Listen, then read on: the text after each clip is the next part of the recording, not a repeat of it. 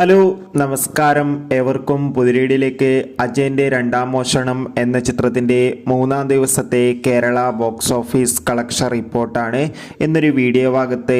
വീഡിയോയിലേക്ക് മുൻപ് video like ചെയ്യുക, ചാനൽ സബ്സ്ക്രൈബ് ചെയ്യുക. ഈ വരുന്ന സെപ്റ്റംബർ മാസം ധാരാളം ചിത്രങ്ങൾ OTT റിലീസ് ചെയ്യാൻ പോവുകയാണ്.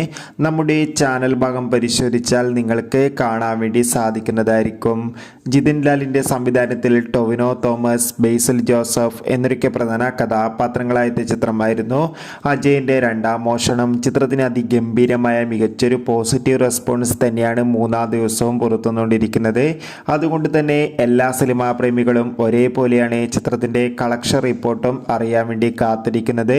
നമുക്കിപ്പോൾ കിട്ടുന്ന അപ്ഡേറ്റുകൾ പ്രകാരം അജയൻ്റെ രണ്ടാം മോഷണം എന്ന ചിത്രത്തിന് മൂന്നാം ദിവസവും കേരളത്തിൽ അതിഗംഭീരമായ ബുക്കിംഗ് നടക്കുന്നത് കൊണ്ട് തന്നെ 2-2.5 കോടിക്ക് മുകളിൽ തന്നെ ഇന്നും കളക്ഷൻ ലഭിക്കുമെന്നാണ് ട്രാക്കിംഗ് റിപ്പോർട്ടുകൾ സൂചിപ്പിക്കുന്നത്.